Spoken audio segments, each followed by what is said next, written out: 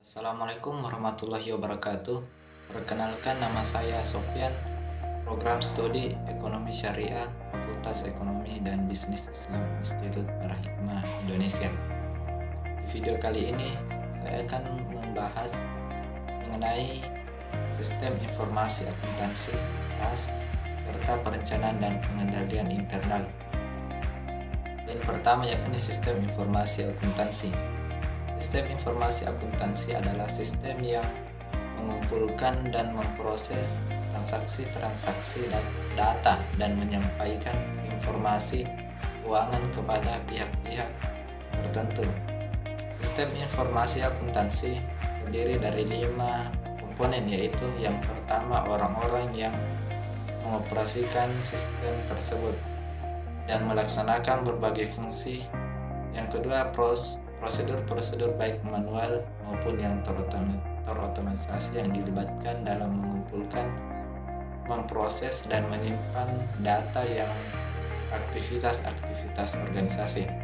Yang ketiga, data tentang proses-proses bisnis organisasi. Yang keempat, software yang digunakan untuk memproses data organisasi. Yang kelima, infrastruktur teknologi informasi termasuk komputer, peralatan pendukung, dan peralatan untuk komunikasi jaringan. Unsur-unsur sistem informasi akuntansi yaitu yang pertama, sumber daya manusia. Sistem informasi akuntansi membutuhkan sumber daya untuk dapat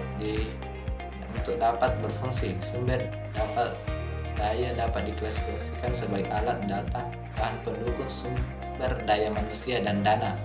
Yang ketiga, peralatan. Peralatan merupakan unsur sistem informasi akuntansi yang berperan dalam mempercepat pengelolaan data, meningkatkan ketelitian kalkulasi atau perhitungan, dan kerapihan bentuk informasi.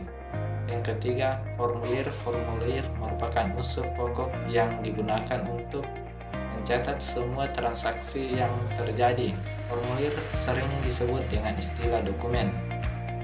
Keempat, catatan terdiri dari 2 bagian, yaitu jurnal dan buku besar. Yang kelima, prosedur merupakan urutan atau langkah-langkah untuk menjalankan suatu pekerjaan, tugas, atau kegiatan.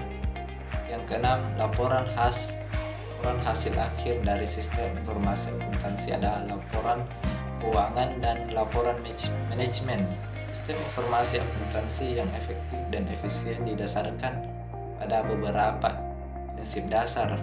Prinsip-prinsip tersebut adalah yaitu keefektifan biaya. Sistem informasi akuntansi harus efektif biaya. Yang kedua, tingkat kegunaan. Agar berguna, informasi harus dapat dimengerti, relevan, dan dapat diandalkan, tepat waktu dan akurat. Yang ketiga, fleksibilitas. Sistem harus cukup fleksibel dalam memenuhi perubahan permintaan informasi yang dibutuhkan. Alasan yang kedua adalah kas.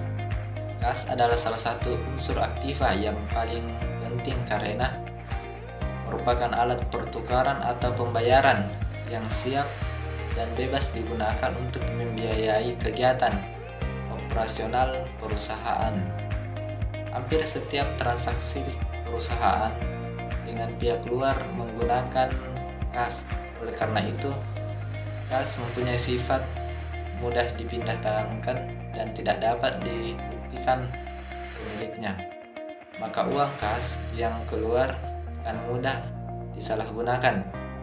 Melihat kondisi kas yang demikian berisiko, maka setiap perusahaan harus punya sistem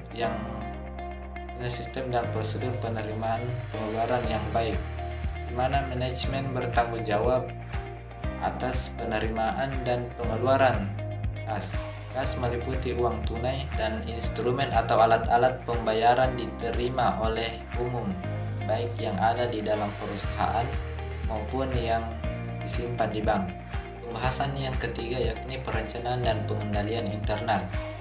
Perencanaan atau planning adalah fungsi dasar fundamental manajemen karena harus terlebih dahulu direncanakan menurut hasibuan. Pengendalian internal mencakup rencana organisasi serta metode-metode terkait dan pengukuran yang diadopsi perusahaan untuk melindungi aset dan pencurian, perampokan, dan penyalahgunaan oleh karyawan serta meningkatkan keakuratan dan kebenaran pencatatan akuntansi.